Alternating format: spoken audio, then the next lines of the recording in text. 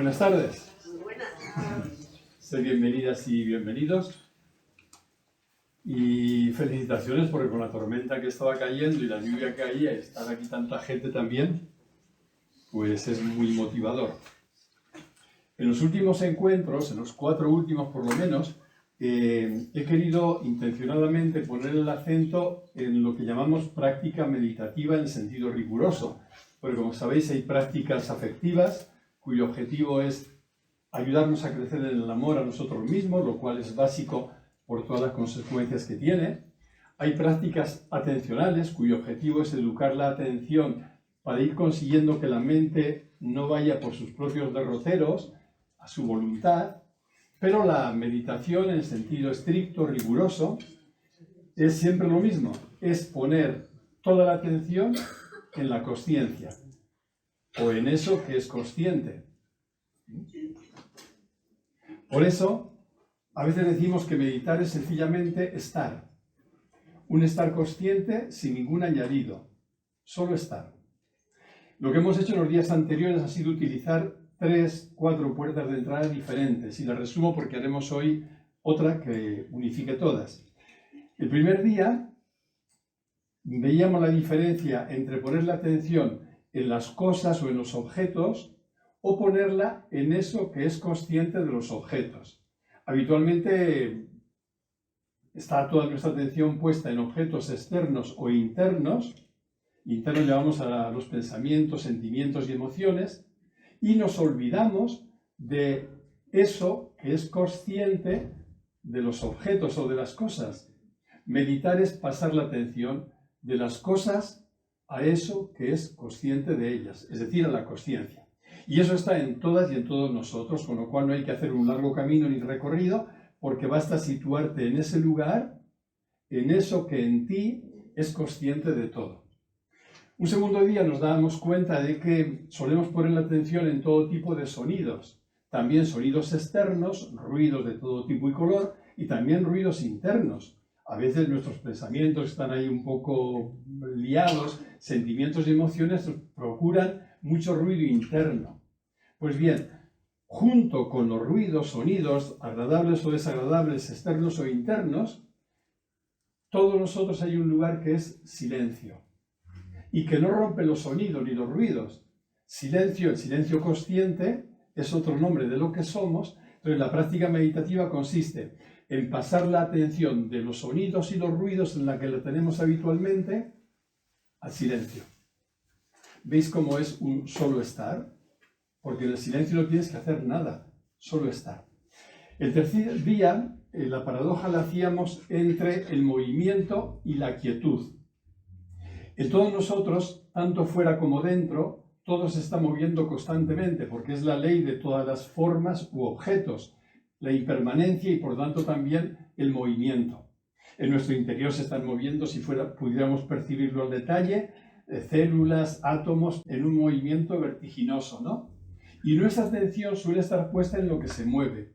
En lo que se mueve fuera, ahora mis manos están moviendo y entonces es fácil que capten la atención, y en lo que se mueve dentro. Se mueven pensamientos, sentimientos, emociones, pero en cada una y cada uno de nosotros hay un lugar que llamamos y que es quietud, que no está en contra de los objetos que se mueven, pero es otro lugar.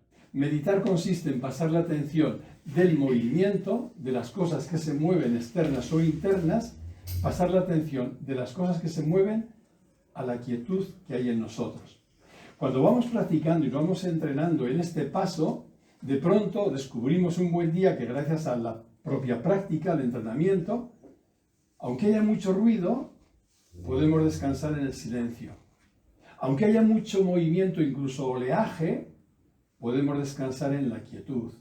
Y aunque estemos rodeados y nos atrapen las formas y los objetos, podemos volver a eso que es consciente de los mismos y que constituye nuestra identidad. Este aprendizaje de la práctica meditativa es fundamental. Es fundamental porque nos lleva al lugar, al buen lugar, a lo que somos, y porque poco a poco nos va transformando desde dentro. Todo esto lo resumíamos en el último encuentro, personalizándolo en primera persona diciendo soy. Meditar es situarte en el soy, cuyo sujeto, repetía también, no es el yo pequeño, el yo particular, sino el único yo universal o yo con mayúscula. Soy, que si no lo personalizamos es lo mismo que decir la certeza de ser, y situarnos en solo ser, solo estar, en decir soy y no añadir nada más. Cuando añadimos algo a la palabra soy, estamos añadiendo un objeto, una forma, un movimiento, un sonido, sea lo que añadamos. Yo digo, yo soy hombre, soy varón. Pues ya es una cosa el ser varón, ¿no? O soy mujer, o soy alto, o soy flaco, o lo que fuere. Pero cuando digo soy y no añado nada, ese soy solo lo puedo decir cuando estoy en el lugar del silencio, en el lugar de la quietud, en el lugar de eso que es consciente. Pues bien, la práctica que quería proponer esta tarde es muy conocida, es la rueda de la consciencia, pero teniendo en cuenta lo que hemos venido haciendo estos días, quizá nos ayude a vivirla mejor y en todo caso a continuar con este entrenamiento. ¿En qué consiste? De entrada, por eso las prácticas de los encuentros anteriores pueden ayudarnos mucho, de entrada es situarnos en ese lugar en nosotros que es consciente de todo lo demás. Recordad, no hay que pensarlo, no hay que fabricarlo ni construirlo, lo tenemos de serie. En ti, en mí, en cada una y cada uno de nosotros hay un lugar que es consciente. Un lugar que es consciente quiere decir un lugar que se da cuenta. Hay también en nosotros, en todas y todos nosotros, un lugar que piensa, es la mente, ¿no? Hay un lugar que piensa, que elabora conceptos, razonamientos, que saca conclusiones, que hace análisis, y está muy bien tener una mente lúcida. Pero no hablamos de ese lugar, del lugar que piensa. Hablamos del lugar que se da cuenta, del lugar que es consciente. Entonces la propuesta es situarnos de entrada en ese lugar y desde ese lugar iremos recorriendo toda la realidad que nos constituye para ir cayendo en la cuenta por propia experiencia que no somos nada de lo que vamos a recorrer, sino que somos eso que es consciente de todo el recorrido.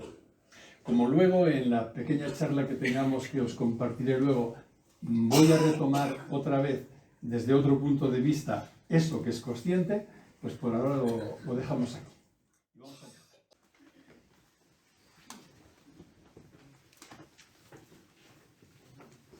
Muchas gracias, Silvia.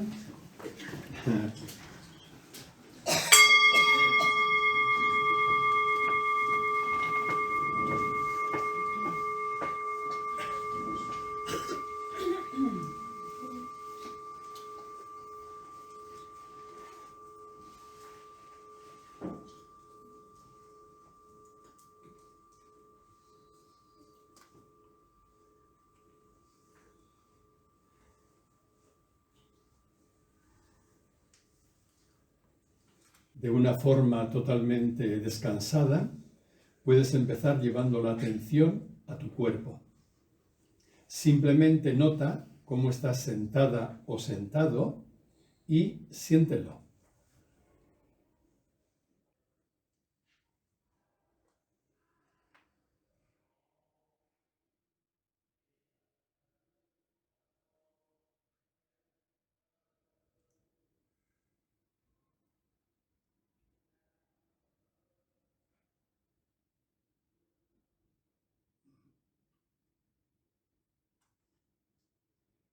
Dentro de tu cuerpo puedes llevar la atención a la respiración.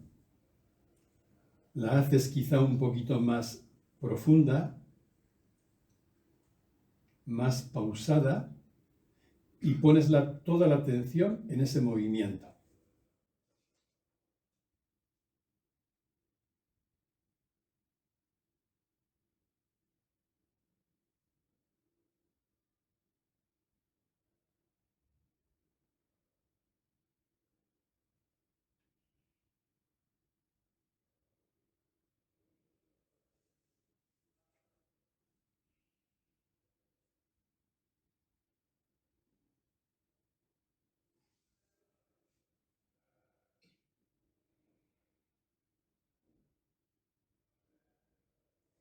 Y poco a poco, sin forzar nada, sitúate en ese lugar en ti que es consciente, en la consciencia que eres. No puedes pensarlo, no puedes verlo, solo puedes situarte en él. Es eso que ilumina todo, eso que se da cuenta, en definitiva, eso que te hace ser consciente. Sitúate ahí.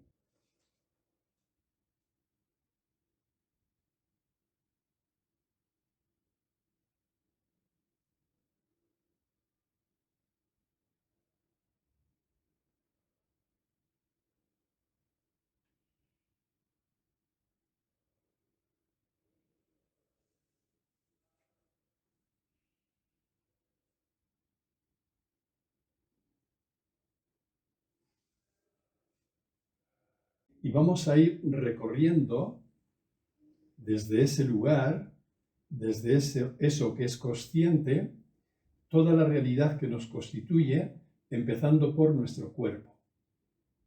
Así puedes dirigir la luz de la atención a tus pies y siéntelos. Siente el contacto de la planta de los pies con el suelo, su temperatura, algún roce.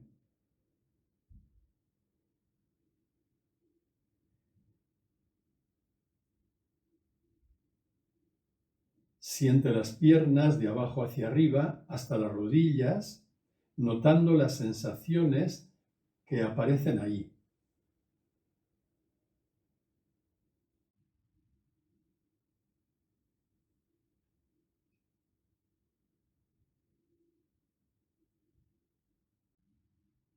Siente los muslos,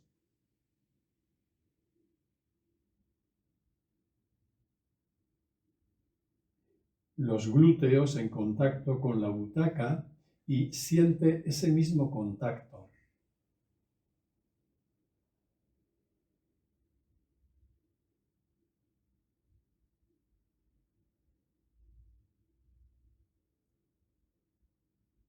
Puedes dirigir ahora la luz de la atención a la zona de tu vientre, en lo más profundo de tu cuerpo.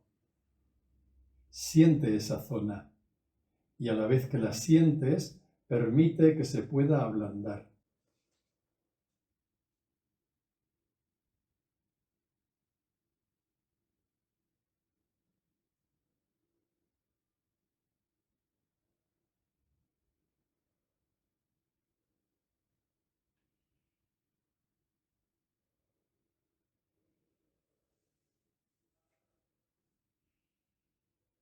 Siente el abdomen y nota cómo repercute ahí el movimiento de tu respiración.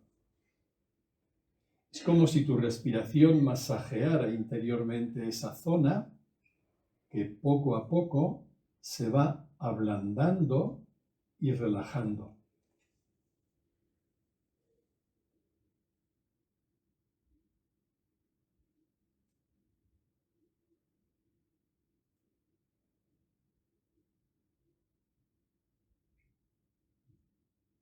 Siente el tórax y nota cómo al sentirlo toda la zona de tu pecho se expande.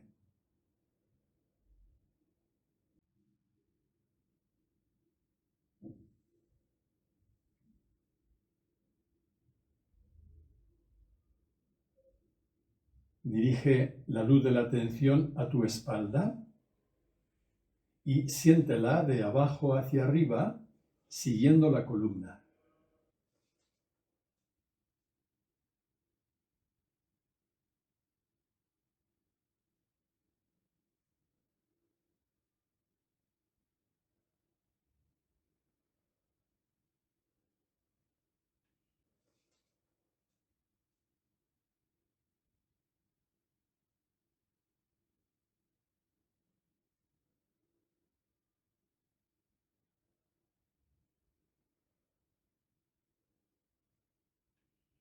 Siente los hombros y ve deslizando la atención por los brazos, sintiéndolos hasta las manos.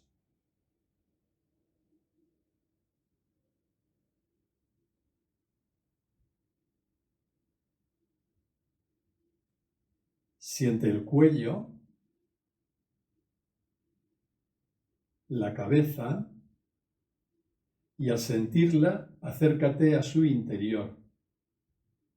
Si notas en ella alguna tensión, alguna preocupación o simplemente un pensamiento que te entretiene, permite que todo eso se pueda soltar, de modo que tu cabeza quede por dentro suelta, blanda,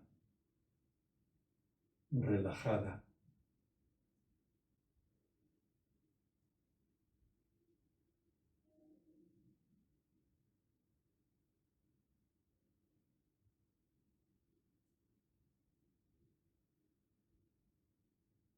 Siente tu rostro y a la vez que lo sientes permite que se pueda suavizar, dulcificar, hasta que aparezca en él una sonrisa.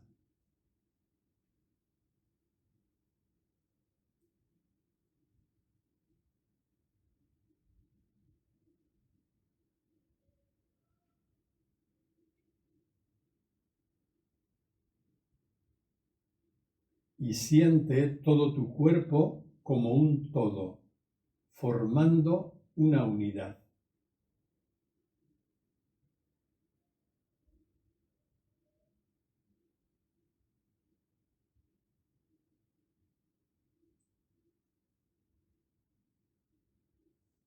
Y ahora observa una cosa. Por un lado está tu cuerpo, cuyas sensaciones has estado y sigues sintiendo, y por otro está eso que es consciente de tu cuerpo. Nota esa diferencia. Las sensaciones se mueven constantemente. Eso que es consciente de ellas permanece siempre inalterado.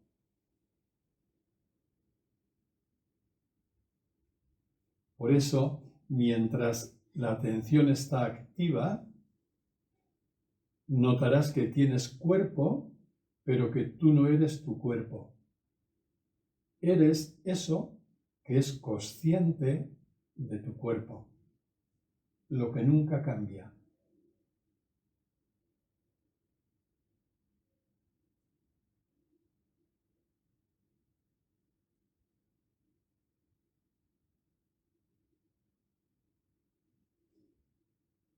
Puedes ahora dirigir la luz de la atención a tu mente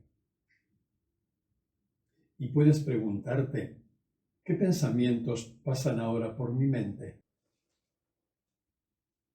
Y simplemente obsérvalos. No tienes que hacer nada más. Seguramente ocurrirá que en cuanto los observes, no aparezca ninguno, porque no podemos observar y pensar a la vez. Pero enseguida aparecerán. Simplemente observa lo que aparezca, nada más.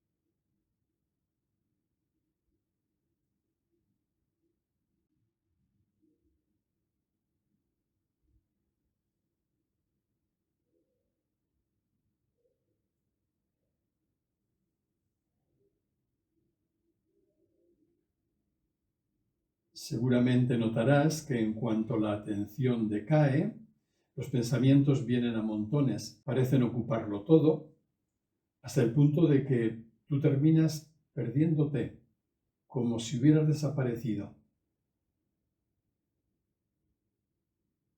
Sin embargo, cuando vuelve la atención,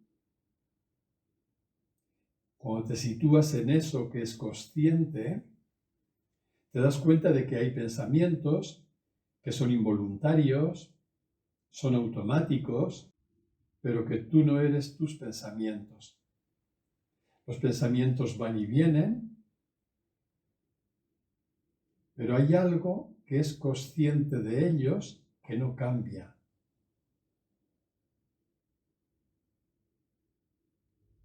Adviertes así que tú no eres tus pensamientos, sino eso que es consciente de ellos. Los pensamientos se mueven todo el rato, eso que es consciente permanece inalterado.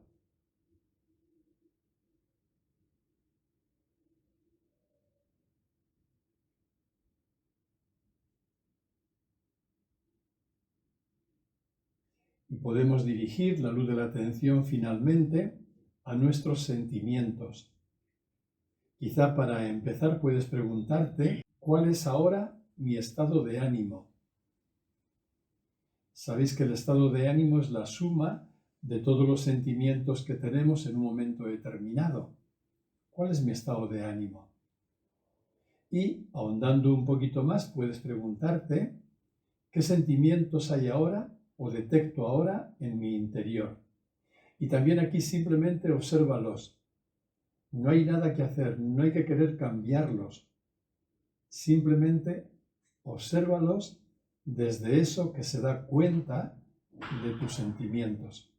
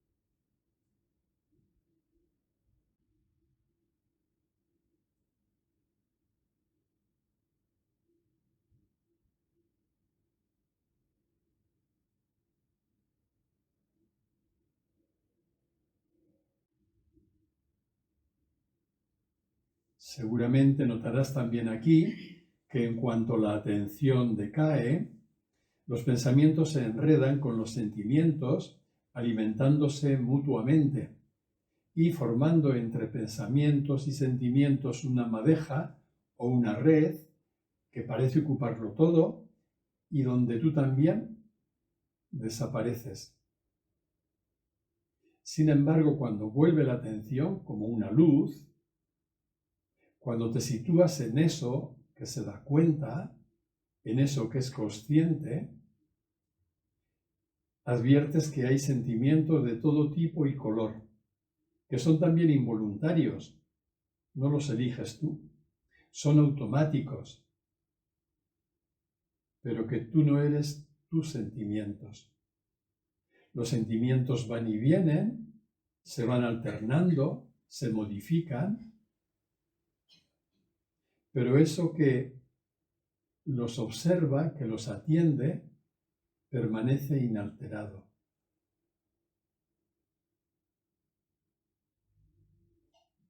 Si prestas atención, podrás advertir todas las veces que tú no eres nunca tus sentimientos, sino eso que es consciente de tus sentimientos.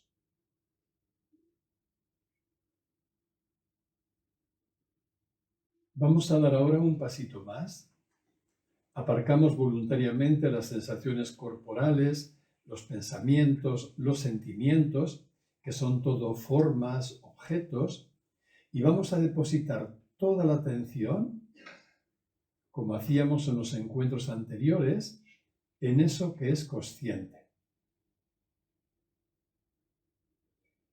Seguramente te darás cuenta enseguida de que al llevar la atención a eso que es consciente, no hay pensamientos, no hay nada. Solo hay un puro estar, solo estar. Ahí nos quedamos. Van a aparecer pensamientos, aparecen siempre porque el cerebro los va lanzando constantemente.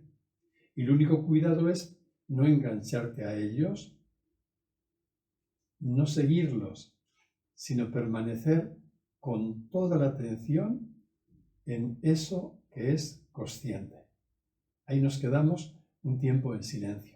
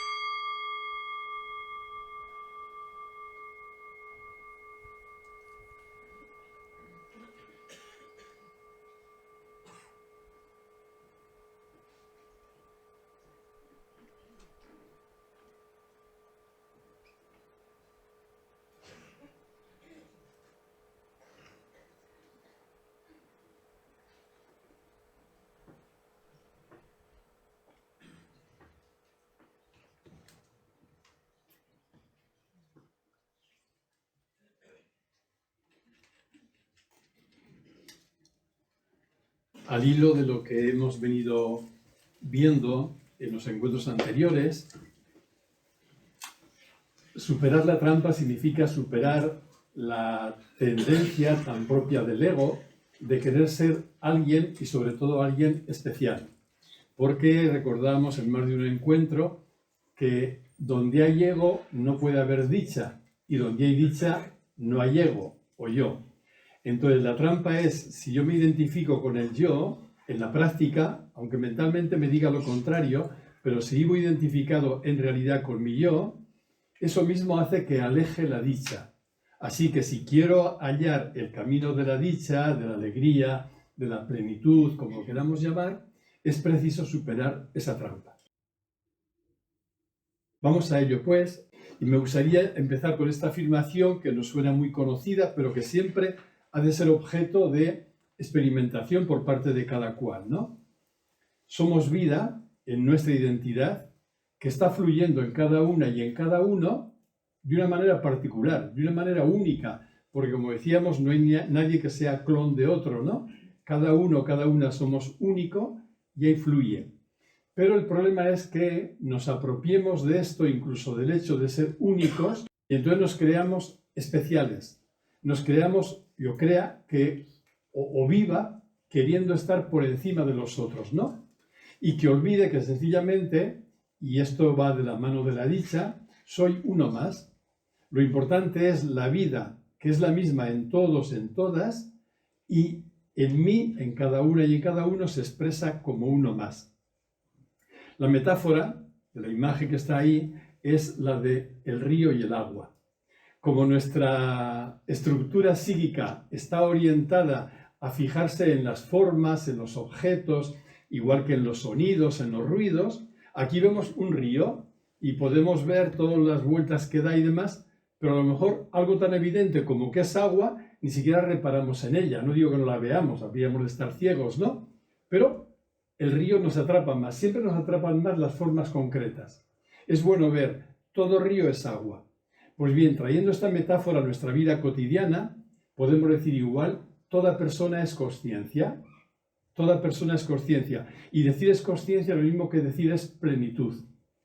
Ahora cuando entraba, hemos conversado ahí con un compañero que decía, sí, somos plenitud, pero cuando uno está muy jodido eso es difícil, ¿eh? Claro, es difícil porque nuestra sensibilidad está removida, porque podemos estar doloridos, porque podemos estar frustrados. Todo eso es verdad, todo eso es así, ¿no? Pero eso no niega en absoluto que en el fondo somos siempre plenitud. Ahí está. Nuestra paradoja, entonces, retomando la metáfora anterior, es que estamos sedientos,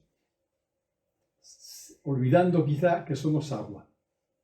Somos agua todo el rato, somos plenitud, somos consciencia, pero en cuanto desconectamos de ahí, nos olvidamos de ello, nos situamos en otro lugar, perdemos la conexión con eso que somos, lo que aparece es nuestra sed. Y aquí sed tiene sentido de ansiedad. Entonces experimentamos ansiedad, hambre, insatisfacción, insaciabilidad, habiendo perdido la conexión con el tesoro de plenitud que somos. Esta paradoja, bueno, tiene muchísimo contenido, como veis, pero también produce mucha tristeza cuando nos paramos ante ella y nos damos cuenta de la verdad que contiene. Cómo yo, siendo plenitud, me vivo con migajas desde la carencia.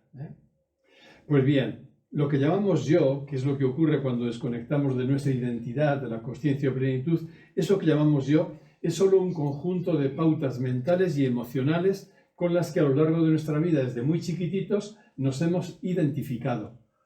Pero el yo como tal no es que exista.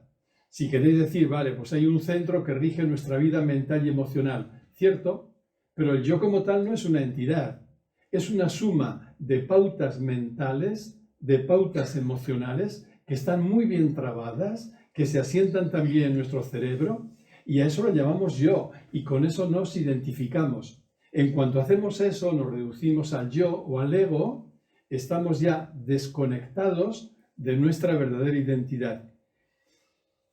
La verdad nuestra completa es, volviendo otra vez a la metáfora inicial, el yo es una forma particular que adopta en cada una y en cada uno la consciencia.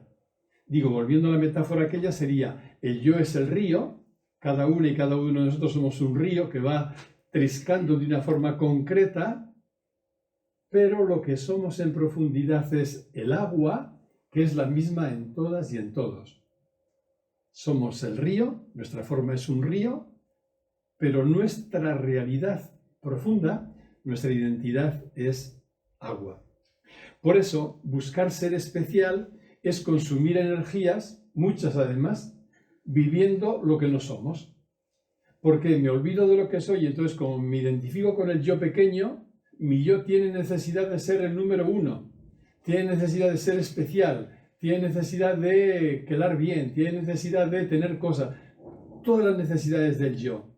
En cuanto me identifico con el yo, me reduzco a él, no puedo no buscar ser alguien. El yo siempre busca ser alguien, ser especial. Y esto nos lleva a derrochar, a consumir un montón de energía que luego se nota también en nuestra vida cotidiana. Por ese motivo, porque no somos ese yo, cada vez que buscamos ser especiales en algo, estamos provocando estrés, la tensión, ¿no? Insatisfacción, de no tener nunca bastante, miedo, frustración, comparación, enfrentamiento, vacío y sin sentido. Esto sería un retrato robot de lo que es el yo o el ego. Esto. De modo que cada vez que yo estoy identificado con cualquiera de estos sentimientos, que por otro lado todo es comprensible, pero me doy cuenta de que estoy en el ego, que he desconectado de mi verdadera identidad. Todo eso está cambiando todo el rato. Pues depende, como el oleaje, ¿no? Pero sin embargo, aquello que somos, como recordábamos al inicio, permanece siempre inalterado. La quietud de fondo, el silencio consciente, la consciencia, metafóricamente el agua, eso permanece ahí. Ahora bien, ¿por qué ese afán de buscar ser especiales? Pues la verdad es que uno busca ser especial porque siente que no es suficiente tal como es. De eso también hemos hablado algún día anterior, ¿no? Cada vez que yo, y esto lo puede cada uno verificar, ¿no? Pero yo en mi caso, cada vez que yo busco ser especial, ¿por qué tengo esa necesidad de buscar ser especial? Porque tengo un convencimiento íntimo, aunque sea inconsciente, de que tal como soy no soy suficiente. No soy adecuado, no soy válido. Entonces, como hacen los niños pequeños, tengo que dar una apariencia, esto es ser especial, para tener la sensación de que ya soy más adecuado, más completo, y para obtener también el reconocimiento y la valoración por parte de los demás. Dicho más concretamente, la necesidad de sentirse especial esconde siempre un sentimiento que es muy doloroso y con frecuencia muy inconsciente. Es el sentimiento de que yo soy muy vulgar. ¿Os dais cuenta? Especial y vulgar son las dos caras de la misma moneda. Cuanto más vulgar me siento, más especial necesito sentirme, por la ley de la sobrecompensación. Igual que cuanto más inferior me siento en la relación con los demás, más necesito creerme superior o ponerme por encima. Cuando ves una persona, un personaje público, ¿no?, con tanta necesidad de ser el number one, de ser tan especial, quiere decir que tiene una inseguridad de base, aunque la tenga muy disfrazada y aunque la desconozca, una inseguridad de base terrible, terrible, ¿no? Cuando, por ejemplo, Trump dice, el otro día ya era patético, ¿no? Siempre dice que mejor que él no le haría las cosas nadie. Y el otro día cuando sacó aquella caricatura estúpida producida por la inteligencia artificial de él como papa, vestido de papa, él dijo, y además sería el mejor papa de todos, faltaría más. Pues cuando uno necesita cultivar esa imagen de ser más que nadie, lo que nos está diciendo es que tiene dentro un sentimiento de una vulgaridad tal que le resulta insoportable. Es decir, solo quien se siente vulgar suspira por ser especial. Cuando uno se siente a gusto en su propia piel, ¿qué necesidad tienes de ser alguien, de ser especial? Estás feliz como eres, ¿no? Entonces, este lenguaje es muy interesante. Dado que todo yo, por definición, es vacío, es decir, es vulgar, nos veremos obligados a buscar ser especiales mientras dure nuestra identificación con el yo. Y esto más allá de nuestra voluntad y de nuestras buenas intenciones. Pero si yo vivo en la práctica, repito, identificado con el yo o con el ego, como el yo sabe que es vacío y que es, al final, muy vulgar en el sentido que lo estoy utilizando aquí, no podré sino buscar ser especial, porque el ego no tiene otra forma de sobrevivir. Todo esto se cae por tierra, lo voy a decir con otra metáfora, que también me gusta mucho, a Ana le gustaba mucho, es la metáfora del globo. Mirad un globo que buscaba ser especial, se puso aparte del grupo, ¿no? Dice, fíjate, yo soy más largo que ninguno, soy un poco más grande que todos, mi color rojo es más especial que los demás colores que veo. Y el globo, mientras sigue pensando que es globo, no puede hacer otra cosa, porque tiene que autoafirmarse todo el rato, ya que esa autoafirmación le permite sostenerse y le permite tener la sensación de que está vivo, de que es alguien. ¿Hasta cuándo dura esa tontuna del globo? Esa tontuna, dice Fidel Delgado, del globo dura hasta que descubre que es aire. El momento en que el globo descubre que su identidad es aire, que la goma que no hace nada más que contener el aire, que es lo que es, ese día se acabó su necesidad de ser especial, porque se da cuenta de que el aire no necesita ser especial, es pleno. No solo eso, se da cuenta de que todos los globitos con los que antes se comparaba, o a los que antes criticaba, o a los que antes descalificaba, son aire igual que él, exactamente igual, son el mismo aire. Llevado a nuestro terreno la metáfora, eso significa que solo renunciaré a ser especial cuando comprenda que soy plenitud. Mientras yo me identifique, como decía, con el yo, es identificarme con la carencia, eso no se sostiene. Tengo que buscar ser algo, ¿no? O alguien. Pero cuando yo me descubro como plenitud, eso que es consciente, la quietud, la consciencia, el silencio, cuando me descubro como plenitud, aunque mi personita esté pues muy alterada, ¿no? Y tenga malestares y tenga muchas carencias, pero cuando comprendo experiencialmente que soy plenitud, ya no buscaré ser especial. Sencillamente dejaré que la plenitud que soy, que somos, fluya a través de mí, que la vida se exprese a través de mí, pero no pretendo aferrar nada, no pretendo alcanzar nada. En definitiva, retomo lo anterior, somos plenitud de vida o plenitud de presencia que se está manifestando en cada una y en cada uno como uno más. Entonces somos globos, claro que somos globos, pero no un globo que presume de ser más globo que el otro. Somos globos maravillosamente todos diferentes, pero globos en los que se está expresando el mismo aire. Se acaba la competencia malentendida. Por eso, dicho de una forma más simple, quien comprende que es, nunca buscará ser alguien, porque le basta con ser. Decíamos, busca ser alguien el que cree que es inadecuado. Pero si yo comprendo que soy y que eso sintetiza todo, que eso completa todo, quien comprende que es, no buscará ser alguien. ¿Por qué? No hay experiencia comparable a la experiencia de ser. No. Eso es lo que conocemos con el título también de estos encuentros, la dicha de ser. No es la dicha de ser algo, no es la dicha de ser o de tener algo, no, es la dicha de solo ser y de ser, al hilo de lo que vengo diciendo, de ser uno más, lo cual requiere, lógicamente, haber experimentado por uno mismo o por una misma que la dicha, la felicidad, el gozo, la plenitud es ser, es ser. Es verdad que nuestra cultura nos bombardea constantemente diciéndonos que la dicha está fuera, está lejos, está en el futuro, tenemos que tener una expectativa por alcanzarla y que consiste en tener determinadas cosas de todo tipo, ¿no?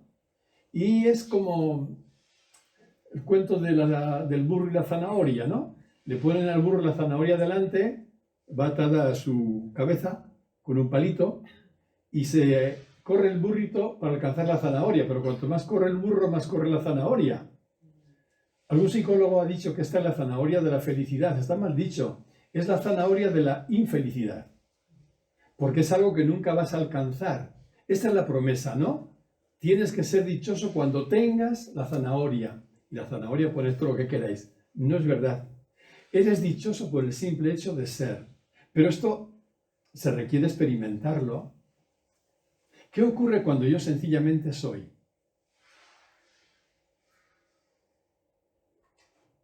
Cuando se experimenta es eso. Y me viene de nuevo, no podía ser de otro modo, el verso de Jorge Guillén, ¿no? Por la contundencia con que lo expresa. Este hombre tuvo que experimentarlo, si no esto no lo hubiera dicho nunca. Solo ser, nada más, y basta, es la absoluta dicha. Pero mientras incluso en la educación estemos repitiendo a los niños que tienen que, para ser felices, conseguir algo o ser algo, pues le estamos haciendo un mal servicio, ¿eh? No. La dicha es ser, solo ser. Luego haremos todo lo que tengamos que hacer, pero incluso el hacer nacerá de otro lugar. Ya no nacerá desde la compulsión para demostrarme algo, para demostrar algo a los demás, para añadir algo de lo que yo carecería. No, no, no, no. Nuestro hacer nacerá como algo que fluye de lo que somos. Es igual que cuando llenas tanto un vaso de agua que el agua se desparrama fuera. El vaso no hace ningún esfuerzo ni presume de nada queriendo sacar el agua fuera para que se note. Simplemente está rebosando, rebosando. Cuando una persona rebosa de ser, el hacer viene solo. Viene solo, quiero decir, no que no haga falta esfuerzo, voluntad y todo lo demás, claro que hace falta, pero se vive desde otro lugar. Cuando comprendemos esto, es cuando podemos leernos en clave de plenitud. Somos personitas o globitos muy vulnerables. Basta que te acerquen un alfiler para que el globo explote. Pero en nuestra identidad somos plenitud. Siempre somos. Y esto, y conectamos con la práctica que hemos hecho antes y en encuentros anteriores, esto requiere tomar distancia de la mente. Requiere el silencio de la mente. Porque si yo no acallo la mente, si no silencio la mente, no podré ver lo que soy. Me identificaré con lo que la mente me dice. Y lo que la mente me refleja es que soy este yo pequeñito, soy este globo particular, porque la mente solo puede ver el globo. La mente no puede ver el aire. La mente puede ver mi personita, pero la mente no puede ver nuestra identidad, ¿no? Por tanto, requiere acallar la mente, eso es meditar, y llevar la atención a eso que es consciente. Este es el entrenamiento, ¿eh? No solo veremos enseguida en prácticas de 15 minutos como la que hemos hecho hoy, cada uno con el tiempo que le vaya bien o se le acomode, sino también en la vida cotidiana, cómo en la vida cotidiana puedo llevar la atención a eso que es consciente. Tomar distancia del móvil, de vez en cuando, que no nos vendría mal, y llevar la atención a eso que es consciente. Tomar distancia de mis pensamientos, preocupaciones, expectativas, y llevar distancia a eso que es consciente. Y saborear. El otro día me decía una chica, vive muy lejos, por un correo, dice, es que yo cuando hago la meditación y me quedo en eso que es consciente, me parece poco cálido, yo necesito algo más afectuoso. Digo, mira, a lo mejor lo que necesitas es sentir y desarrollar más el afecto hacia ti, pero a lo mejor lo que necesitas más es experimentar eso que es consciente. Porque cuando lo experimentas y porque te familiarizas con él y lo vas saboreando, es totalmente afectuoso en el lenguaje de esta mujer. Es totalmente amor. Eso es amor. Eso no es algo frío, algo abstracto, porque eso sería algo razonado. No, no, no. Eso que es consciente, es plenitud de vida, es plenitud de amor. Pues bien, en todas y en todos nosotros hay algo que es consciente de las cosas. Es muy importante esto, lo repito y lo repetí antes también, porque tendemos a pensar que esto puede ser una cualidad que podemos adquirir, o una aptitud, o una capacidad que de momento no poseo. No es verdad. Eso está en todos nosotros, ¿no? En ti y en mí hay algo que es consciente todo el rato y que lo puedes experimentar cada segundo, siempre que quieras, siempre está disponible, ¿no? Yo digo, ahora me hago consciente de lo que pasa dentro de mí. Ya está. Estoy consciente. Me hago consciente de lo que estoy pensando. Me hago consciente de la presencia de este grupo. No digo que pienso a este grupo, es otra cosa, que también está. Me hago consciente de la presencia de este grupo. Me hago consciente del silencio que se genera. Está en todos nosotros, en todos nosotros. Por eso, la práctica consiste en llevar la atención no a las cosas, que es a donde va pues toda nuestra personita enseguida, sino a eso que es consciente de las cosas. No a los objetos, sino a eso que es consciente de los objetos. Y repito una vez más, es todo un entrenamiento, es un adiestramiento, ¿no? Llevarlo ahí. Y esto, si os va bien, yo lo hago y me va muy bien, desde el momento mismo en que sales de la cama. ¿Por qué es tan importante hacerlo en este momento? Por una razón muy simple, que también le gusta mucho a Fidel Delgado, ya que lo he nombrado antes, ¿no? Porque mientras estás dormido o dormida, en el sueño profundo, ahí estás en eso que es consciente todo el rato. Ahí estás en la pura consciencia desnuda. Ahí no hay ningún yo. Luego hay un sueño, un dormir con sueños o un sueño con sueños, donde ya está otra vez el yo, aunque sea el inconsciente, funcionando. Pero en esas horas, el tiempo que sea para cada cual, de sueño profundo sin sueños, es un estado de consciencia. Ahí no hay yo. Y sin embargo, en cuanto saltamos de la cama y nos despertamos de ese estado, enseguida, ¡brum!, nos volvemos a meter otra vez en el traje del yo. Por eso es tan importante en el primer momento de la mañana como no perder la conexión con eso que es consciente. Lo voy a explicar un poquito más despacio. ¿Qué es lo primero que hacemos apenas nos despertamos por la mañana a salir de la cama? ¿Qué es lo primero que hacemos? Pues me parece que lo primero que hacemos es vestirnos del traje del yo. Estábamos sin yo, que como dice Fidel, mejor que nunca. Cuando estás sin yo, estás mejor que nunca. Estábamos genial, ahí sin yo, y de pronto te despiertas, y antes de salir de la cama ya veo, ¿qué hice ayer? ¿Qué haré mañana? ¿Qué tengo hoy? ¿Dónde iré? ¿Qué pasará? Y ya te has metido otra vez de lleno en el traje del yo. Desde el primer momento del día, en cuanto nos metemos en el traje del yo, nos vestimos ese traje, nos identificamos con el cuerpo, con los pensamientos, con las sensaciones, con los sentimientos, con las preocupaciones, con los miedos, con los deseos, con las expectativas, en definitiva con el yo. Vaya trabajazo. Metidos en ese traje.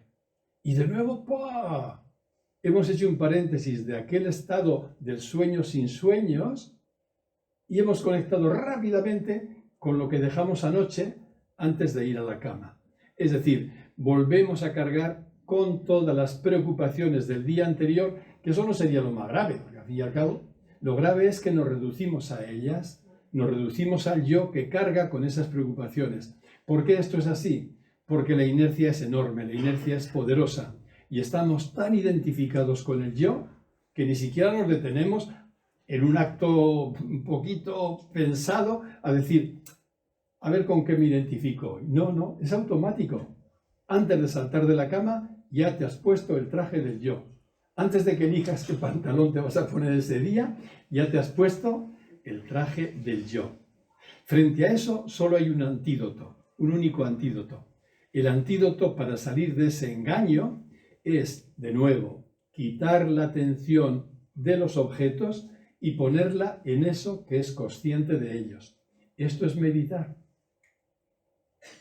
Cuando empezamos a meditar, nos sentamos un rato, es normal que, llevemos la atención al cuerpo, está bien eso, a la respiración.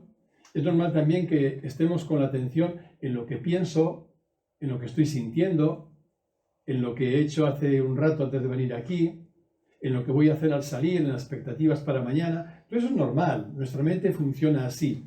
Pero eso no quita que somos capaces de entrenarnos o adiestrarnos para decir, a ver, voy a darme 5 minutos para ejercitarme en quitar la atención de todo ese mundo de objetos que acabo de enumerar y ponerla en eso que es consciente de ellos.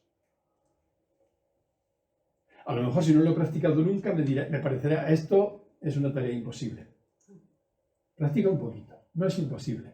En ti está ese lugar, con lo cual no es demasiado difícil poner la atención en eso que es consciente. ¿Qué ocurre entonces? Esto es admirable. Al poner la atención en eso que es consciente, ahí empiezan nuestras sorpresas. Y voy a enumerar algunas. Luego cada cual tenemos las particulares, las personales, pero esas son de cada cual.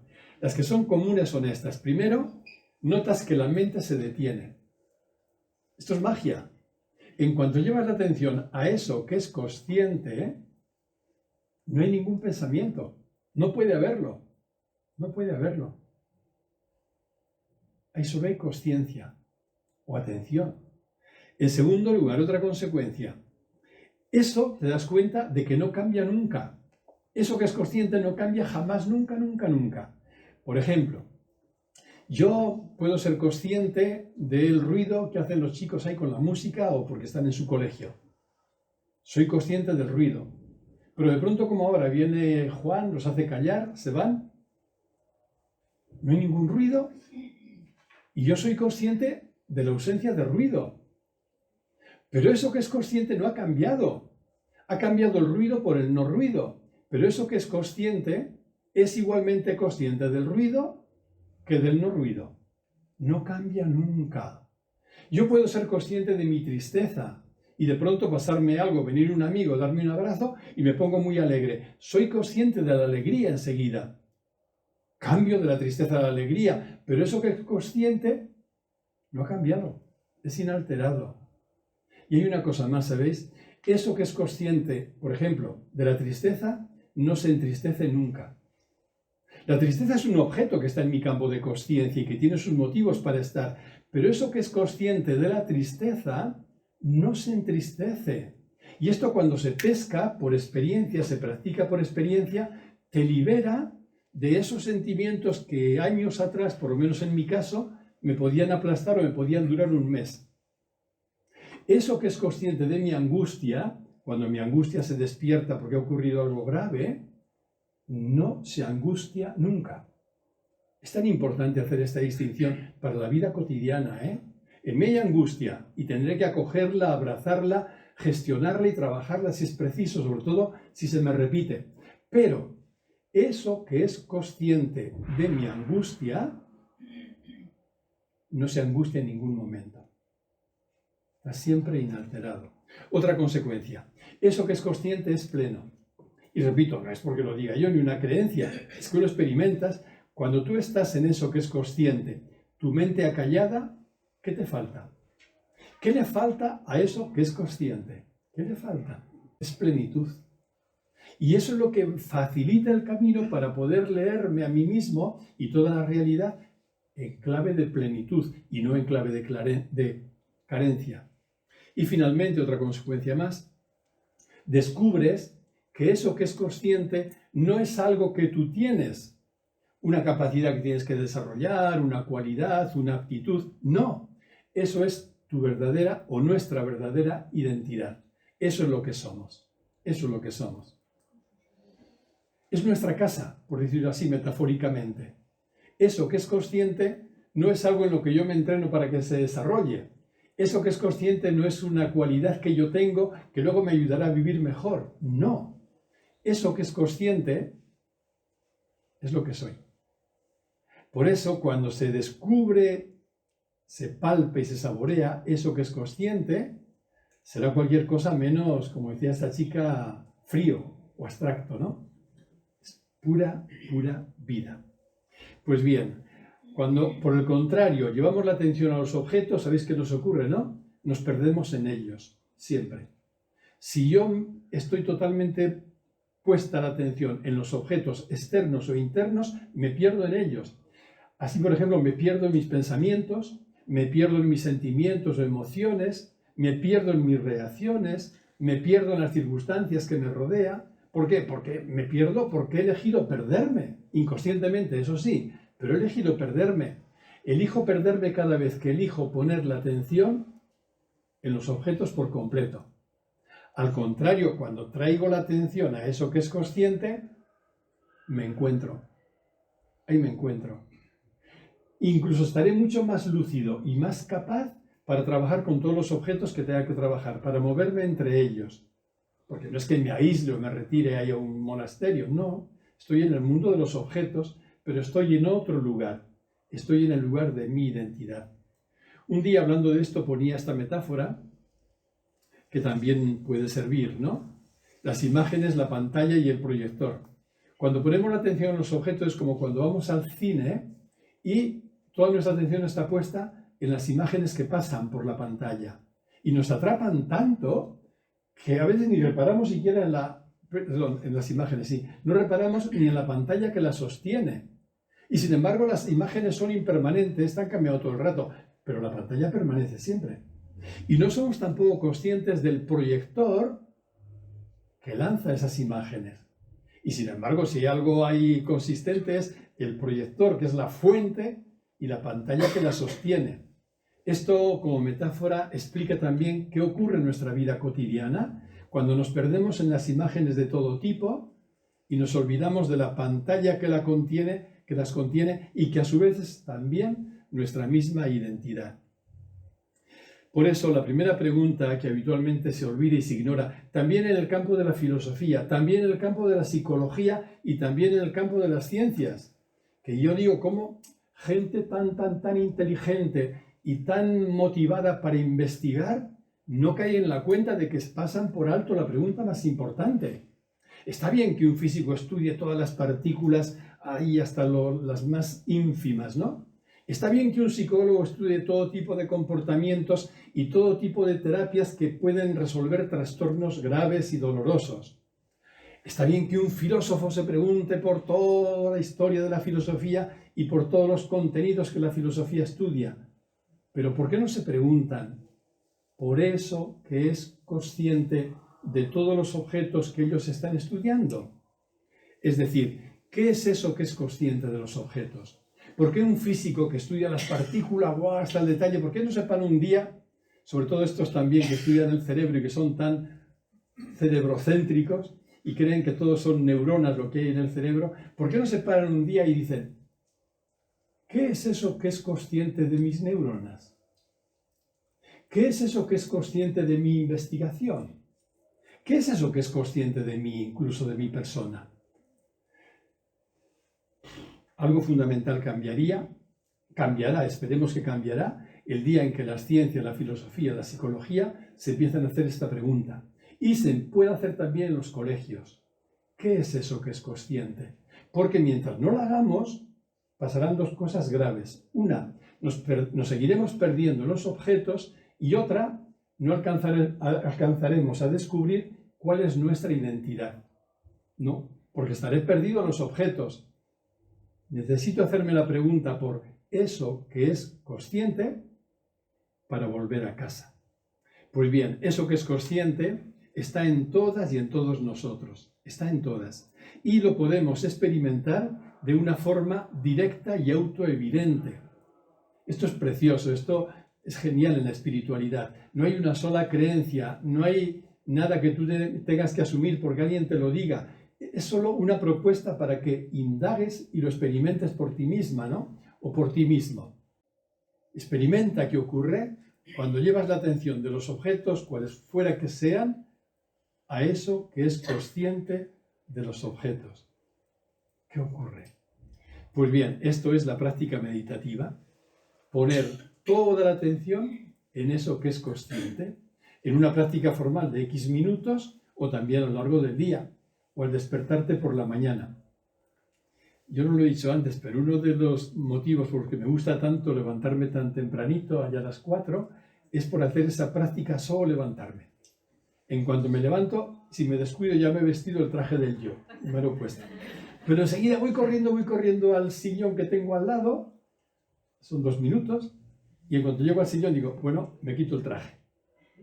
Ahora ya, la atención en eso que es consciente. Y esto hecho con firmeza y constancia. Si no, no lo podremos aprender. Todo lo que en nosotros se va adquiriendo, vamos adquiriendo, es porque lo practicamos de una manera constante. Pues en el plano físico, en el plano mental, en el plano psíquico y en el plano espiritual.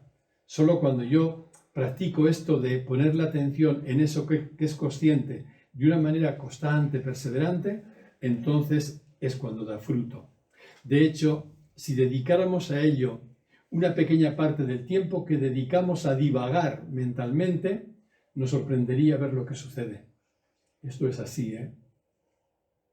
Si tantas horas que pasamos divagando mentalmente, generalmente sin darnos cuenta, algunas veces también dándonos cuenta, si una parte de ese tiempo lo dedicáramos a llevar la atención a eso que es consciente, nuestra sorpresa sería grande. Veríamos caer nuestra identificación con el yo y veríamos crecer la comprensión de lo que realmente somos.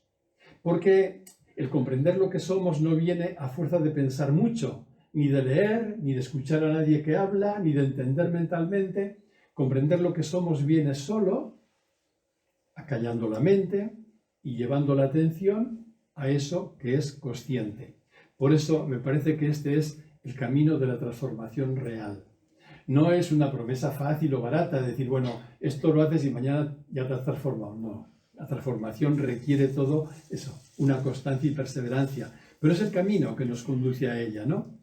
Y entonces vengo a descubrir, y aquí termino ya con la metáfora de antes, que como el globo no es ni yo quien actúa, sino la vida que se está expresando a través de mí. ¿Qué supone esto? Que he comprendido que más allá de la personita en la que me estoy experimentando, soy vida.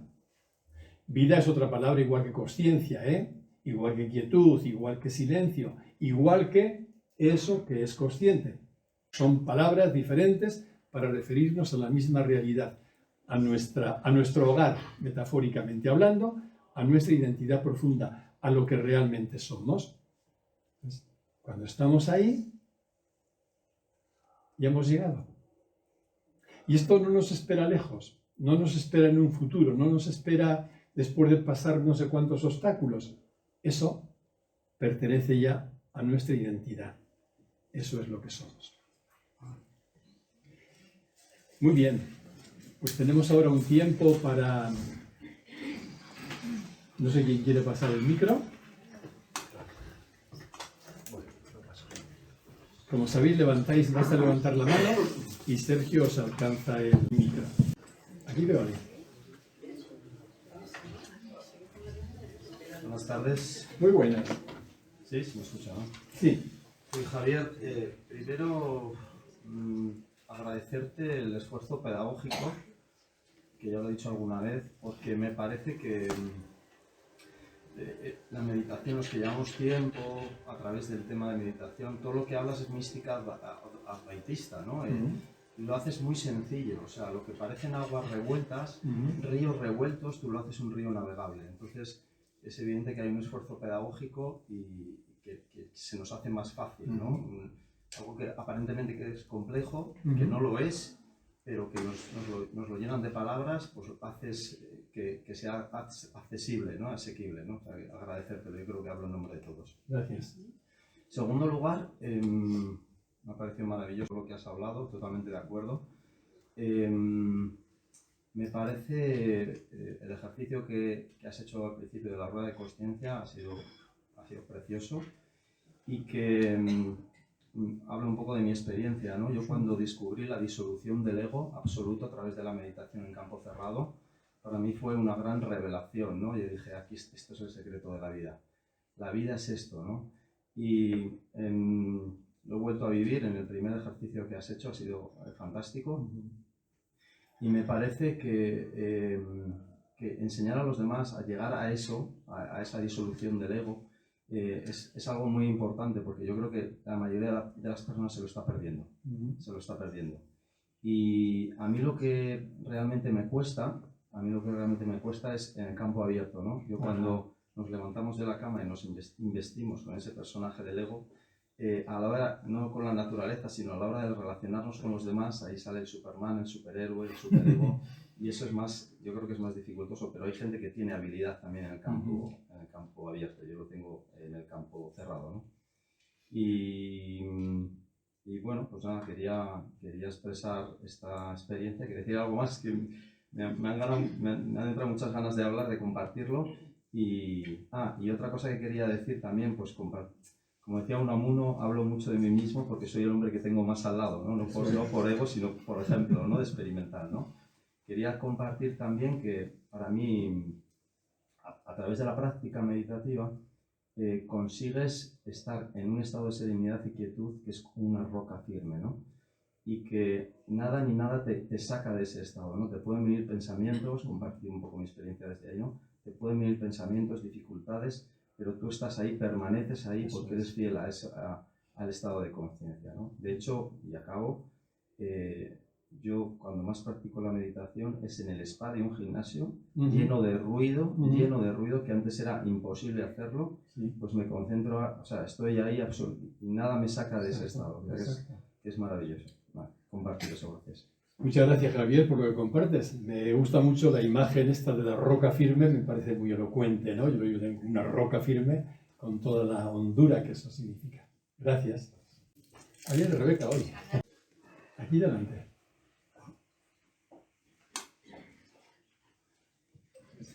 Hola, soy Romero y a lo que ha dicho Javier, me ha parecido maravilloso todo lo que ha dicho, quería añadir que en este camino de transformación en el que podemos llegar a vivir siendo conscientes de los objetos, hay algo que es muy valioso en nuestras vidas, y es que viviendo de esta forma consigues dejarte llegar por la vida y vivir sin sufrimiento.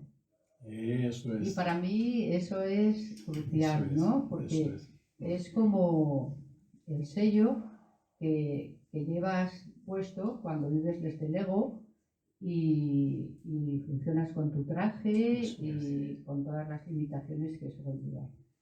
Simplemente quería añadir eso. Muchas gracias, Romero, y te lo agradezco de verdad, porque seguiremos teniendo dolor, pero podremos vivir sin sufrimiento. Más aún, tendremos capacidad para liberarnos del sufrimiento con mucha rapidez. Y hablo también por experiencia propia, pero cualquiera la puede tener. Ver cómo, si me descuido y me visto el traje del yo, y ese día el traje tiene color de sufrimiento, de pronto me veo enfrascado en un sufrimiento por los motivos que sea, por lo que me han dicho, por lo que fuere, ¿no? Pero tengo la capacidad de salir del traje del sufrimiento, abrazar el dolor que queda limpio, pero no sufrir. Eso es cierto. Eso es cierto. Entonces, al hilo de lo que comentábamos a la entrada, José Miguel, claro, hay situaciones muy difíciles, muy dolorosas, que ¿cómo te vas a sentir tu plenitud ahí? Pues ¿sabéis una cosa? Cuanto más dolorosa sea, haced el favor de sentiros más en plenitud, porque si no, estáis listos. Cuanto más dolorosa, más, pero no por hacer una mentira, no por hacer una falsedad, sino porque justamente el mejor modo, el único modo humano, yo creo, de llevar bien todo lo que es el dolor, sin que se convierta en sufrimiento, es situarnos en ese lugar, en lo que somos. Gracias, Romero. ¿Qué cosas quedan rodando por ahí? Pueden no ser preguntas, pueden ser solo compartir, como ha hecho Javier o incluso Romero, compartir algo de la vivencia. Eso también es muy enriquecedor, de modo que no sea yo solo el que hable aquí. Acá veo a alguien.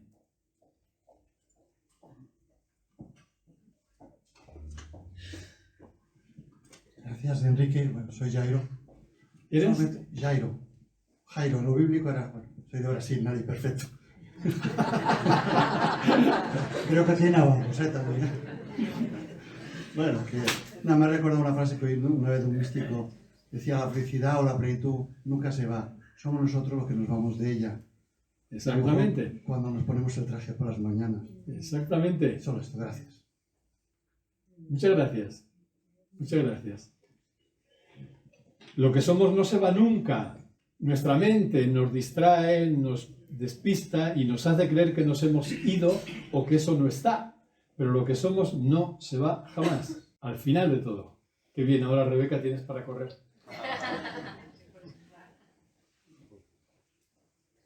Hola, yo me llamo Isabel. Mira, yo quería decir, esa chica que te escribió de lejos, que contaba que para ella era un sitio frío, esa disolución del ego, Yo me identifico mucho con lo que ella dice, porque muchas veces me pongo a meditar y efectivamente llego o me encuentro en momentos, porque me cuesta mucho centrarme, pero me encuentro en momentos en el que siento ese frío, pero como he tenido la experiencia de plenitud, pues no me importa mucho porque espero, entonces llega cuando no lo espero, ¿no? Y eso es. Pero comprendo perfectamente esa sensación que cuenta ella. Ujú. Muchas gracias, Isabel. Sí, sí, yo también la entiendo, yo la entiendo perfectamente. Pero hay como dos opciones, ¿no? Cuando estás un día en que es todo como muy árido en tu práctica, las dos opciones son, una, es elegir una práctica afectiva, que también es muy potente, muy enriquecedora, ¿no? Y vale, pues hoy yo lo que necesito es sentirme cercano a mí, sentirme a mí mismo, acogerme amorosamente, favorecer un sentimiento de amor hacia mí. Eso lo puedo hacer.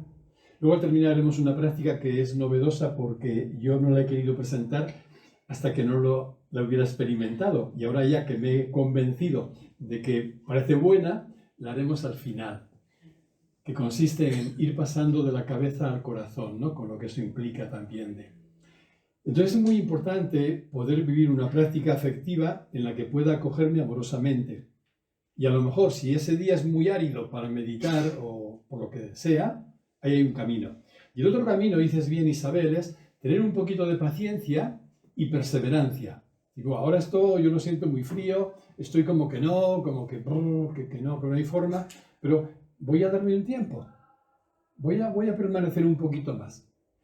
Y en mi sorpresa muchas veces ocurre que después de que te das ese tiempo, es como que, entendedme bien, no se hace por eso, como que apareciera el regalo. No, no es que estés comprando el regalo, pero aparece y de pronto aparece como esta sensación que te plenifica por completo y que no la cambiarías por nada, ¿no? A lo mejor no dura mucho, a lo mejor no importa.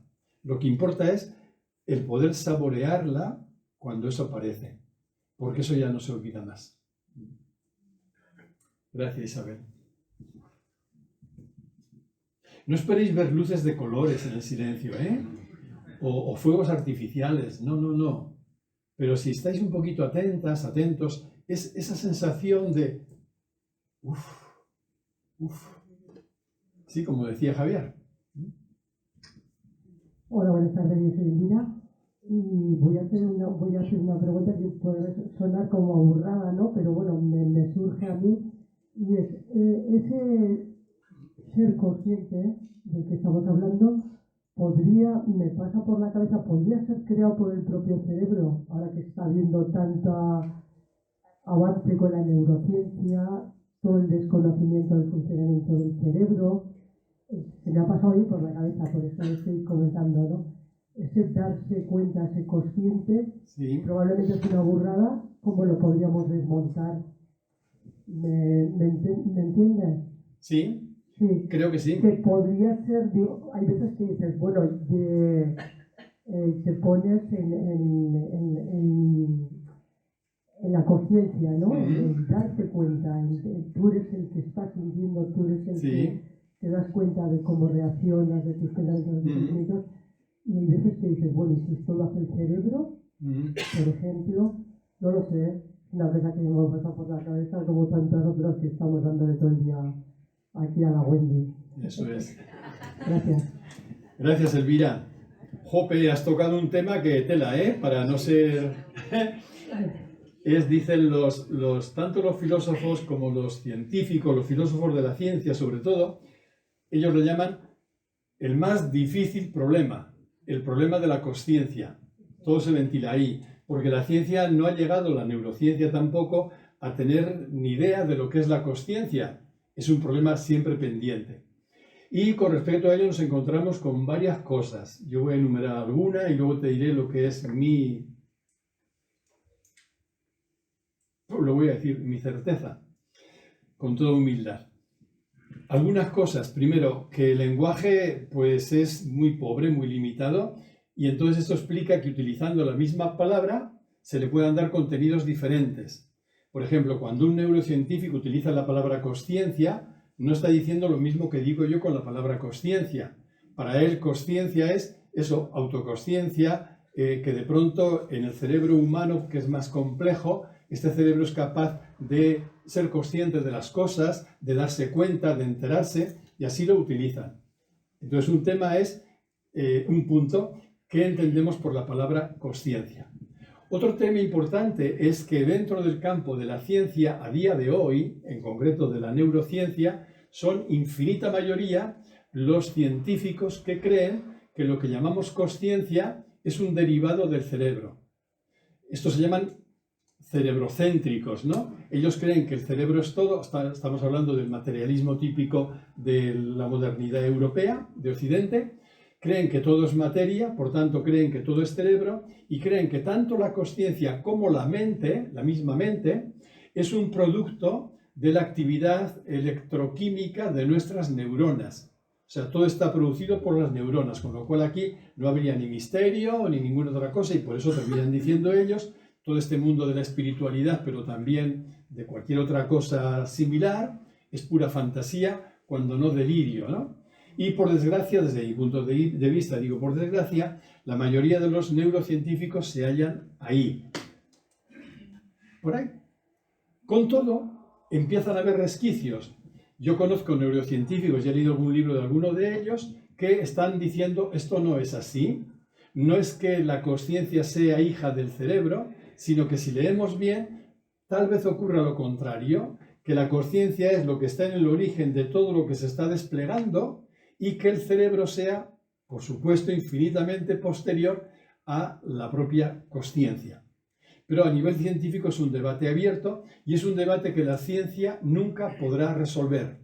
¿Por qué razón? Porque la ciencia, por más que trabaje con partículas ínfimas como es la física cuántica, no puede trabajar nada más que con objetos. Pero como la consciencia de la que hablamos no es un objeto, no podrá nunca estudiarse en un laboratorio. Dicho esto, era precisamente a estos científicos, y no solo a ellos, a los que me refería, cuando decía que es una lástima, una pena, que olviden o ignoren la pregunta fundamental. La pregunta fundamental es, ¿qué es eso que es consciente de todo lo demás? Y aquí, cuando decimos, al hilo de tu pregunta, ¿qué es eso que es consciente?, no estoy diciendo ¿qué es eso que piensa? ¿Qué es eso que se entera? En el sentido más vulgar de la expresión o de la pregunta. No. ¿Qué es eso que es consciente? Por ejemplo, cuando estos científicos dicen, la mente es un producto de las neuronas, ¿vale? Y si es un producto de las neuronas, ¿cómo la mente puede observarse a sí misma e incluso observar las neuronas? Es decir, ¿cómo se produce un salto cualitativo que de lo menos, que es la materia, aunque sea una materia muy compleja como todo la rama neuronal, cómo de lo menos va a surgir lo más? ¿Cómo, por muy complejas que sean las conexiones que se establecen entre las redes neuronales, pueden lograr este fenómeno que conocemos como consciencia? ¿Cómo se explica? Y ante esa pregunta, los neurocientíficos partidarios de esta explicación materialista se quedan en silencio, porque realmente no hay respuesta posible. Y esto se incrementa cuando sigues haciendo preguntas. Por ejemplo, ellos dicen que la consciencia no es nada más que fruto de... Le llaman que es un epifenómeno, ¿no?, del cerebro.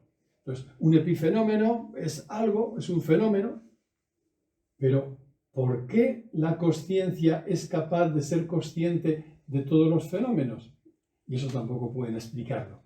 Entonces la pregunta va dirigida a ellos en el sentido de que cualquier cosa que tú estás investigando, si te detienes y te preguntas, ¿qué es eso que es consciente de esto que estoy analizando? ¿Qué es eso que es consciente? Repito, no es eso, ¿qué es eso que lo piensa?, que también sería lo relativo a la mente, sino eso que es consciente, ¿qué es? Y por lo menos, lo que se produce en cuanto te haces esa pregunta es un silencio de tu mente. Tu mente se detiene, porque lógicamente no tiene respuesta para esa pregunta. Y cuando la mente se detiene, se abre la puerta para una indagación mayor. Por eso es una lástima, sigo diciendo, que no se hagan esa pregunta. No se hagan esa pregunta. Finalmente, desde mi punto de vista, ¿cuál es la certeza que humildemente en la que me muevo? La certeza es que todo es consciencia, absolutamente todo. También las neuronas son consciencia, también el cerebro es consciencia y también este palito que tengo en la mano es consciencia. No hay nada que no sea consciencia. La consciencia es la matriz de la que todo está hecho. Y todo lo que después nos entra por todos los sentidos no es nada más que despliegues de la consciencia en un proceso evolutivo. Consciencia significa energía e información. O si lo queréis entender más sencillamente, consciencia es el ADN general último de todo lo que es. Un ADN es un manual de instrucciones, es un conjunto de información autopoyética, dicen los expertos, que permite que esa información se vaya materializando y concretando en la multiplicidad de objetos que percibimos, incluido el cerebro e incluidas las neuronas. ¿Y por qué digo eso? Pues aparte de la propia experiencia que te permite experimentar lo que es consciencia cuando la mente se silencia, la consciencia que hay ahí, que lo abarca todo, que es plena, que es total, es que caes en la cuenta, y los neurocientíficos también deberán caer en la cuenta de esto, aunque luego no lo reconozcan, que no existe ninguna experiencia de ningún tipo que se haga fuera de la consciencia. Incluso la experiencia de investigar el cerebro es posible gracias a la consciencia. La consciencia es lo que sostiene toda experiencia. Dicho más claramente, si no hubiera consciencia como realidad primera, no podríamos experimentar absolutamente nada por más neuronas que tuviéramos. Pero cada cual estamos donde estamos. Entonces, esto no se podrá nunca debatir a nivel científico porque la ciencia nunca llegará a lo que es la consciencia, a lo que trasciende el mundo de los objetos, pero hay otros caminos. ¿Quién ha dicho que el único camino para llegar a la verdad de las cosas es el camino del laboratorio y de las probetas que usan aquellos científicos? Hay otro camino que las tradiciones sapienciales milenarias han transitado siempre, que es el camino de la introspección o el camino de la autoindagación. ¿Y por qué el camino de la observación en un laboratorio va a conducir a una verdad mayor que el camino de la autoindagación de lo que ocurre en nuestro interior? Creemos eso simplemente porque estamos en una cultura absolutamente materialista y positivista y porque desde niños nos han hecho creer que la ciencia, lo que dice la ciencia es palabra de Dios. Pero no, tan válido es un camino como el otro. Se necesita el camino del laboratorio con una investigación rigurosa para todo lo que es el mundo de los objetos, cerebro incluido, pero se necesita el camino de la introspección o de la indagación. Anda que no llevan milenios, por ejemplo, en las grandes tradiciones sapienciales haciendo este recorrido. Se necesita hacer ese camino de la indagación para poder llegar a la verdad de lo que somos. Es totalmente válido. Ambos tienen requisitos, porque no vaya a ser que caigamos en una credulidad o de que cualquiera tenga una ocurrencia que tome como verdad. No. Luego todo eso se contrasta, en fin, no vamos a entrar en el protocolo de lo que es la investigación científica. Pero de entrada los dos caminos son absolutamente igual de válidos, uno y otro. La pena y para mí tristeza de Occidente es que se haya reducido exclusivamente a este camino, por llamar así, cientificista, materialista o positivista, y que ha descartado el otro acceso a la verdad, con lo cual nos perdemos, como decía alguien por ahí, lo mejor. Gracias. Gracias a ti, Elvira. Mira si ha dado para cosa. Pues vamos a proponer una última práctica hasta en estos minutos que nos quedan. Gracias, Rebeca. Muy bien. No, buena azafata.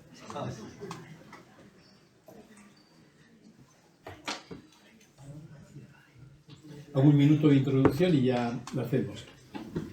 Si ahora preguntaran en esta sala a cada uno y cada uno de nosotros, ¿dónde estás?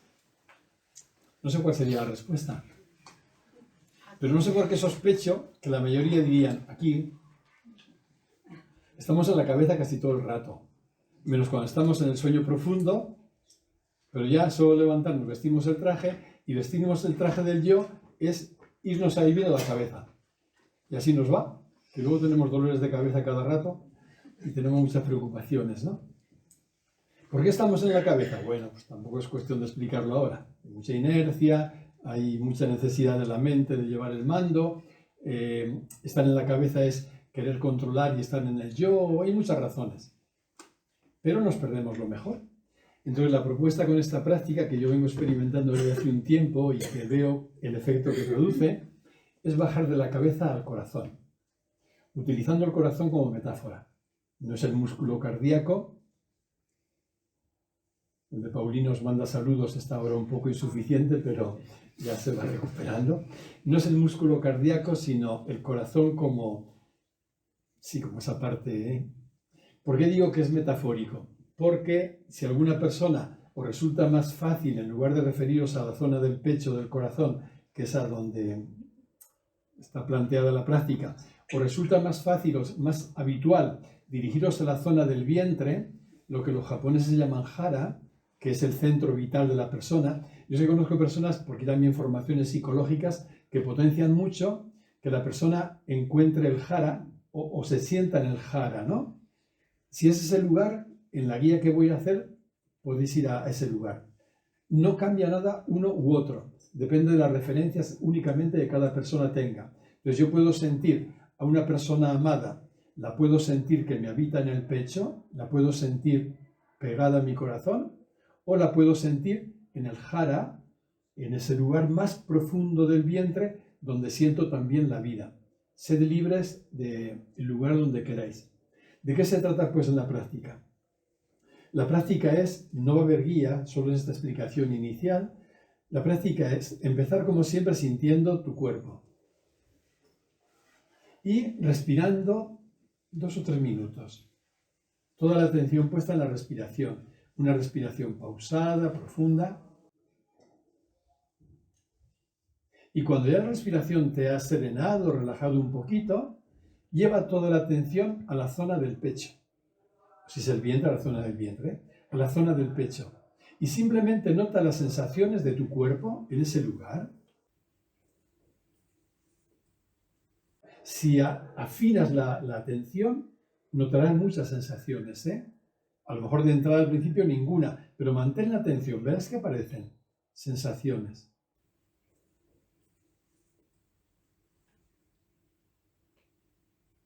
Siempre vendrán pensamientos, no los sigas, no sigas ningún pensamiento.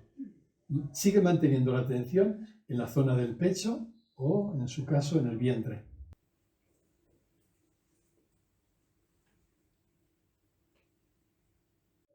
Y sitúate en ese lugar.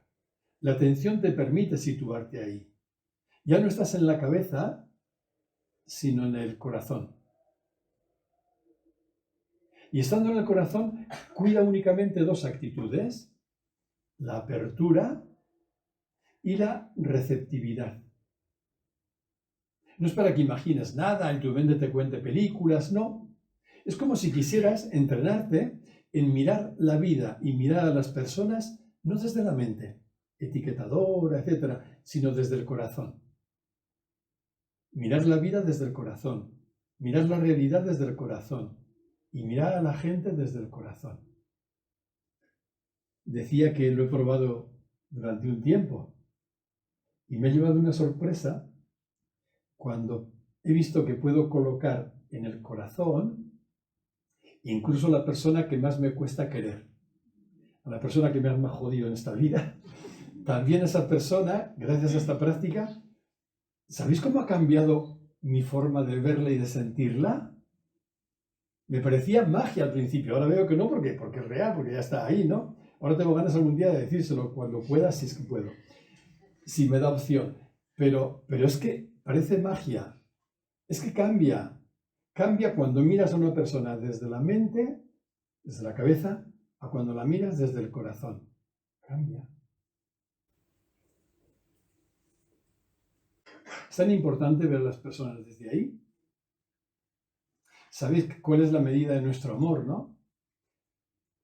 Nuestro amor lo da la cantidad de personas que habitan nuestro corazón o que nos habitan genéricamente. Entonces, como entrenamiento, esta práctica no está mal.